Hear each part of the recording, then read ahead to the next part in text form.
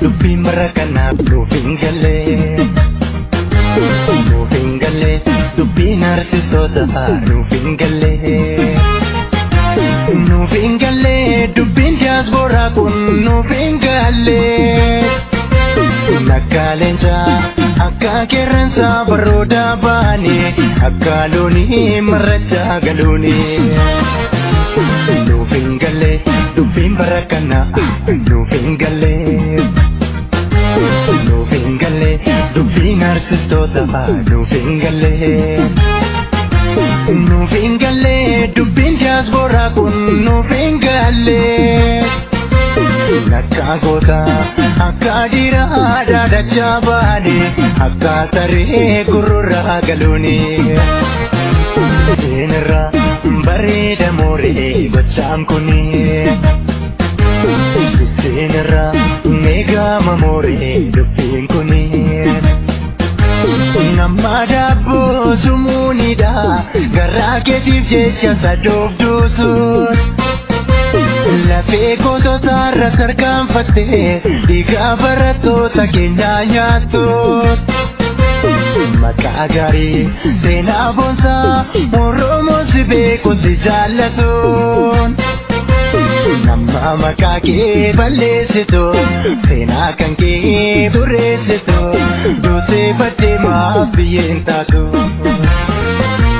nama maqaa kee balleessitu seenaa kan kee xureessitu duutee baddee maaf biyyeen taatu lubbuu eebbisa kaanaa wayyeessa jaaljaarsoo waaqoo lamuu qixxeessa burrii soborruu sakkatee wakiifaa kabbadaa badaanii dirribee jifaarfaa dhiiga barattoota sosoo laaltanii diina Oromootiin wal taatanii dhiiga Oromoo nyaachuuf biyya galtanii arguudhaaf jirra bortuma keessanii lafti isin har'aa raadheessistanii qarshii isin ittiin guyyoomfamtanii sangaa booda gurgursiisanii sabbata hayyoo naalikanii isin gammachiisa mogochi kuni dafkaa dhayyeessaan bashannanuuni maqaan festiisiin nu saamuuni diina Oromootiin wal taatanii beekna garreerraa hin kuyyuumnu hundaa barreerraa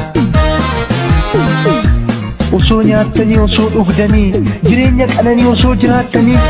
akkamiin jagattu kan maakalaawwiif qaallattii jiranii ifa aduu arguudhaaf hoggayyuu hawwanii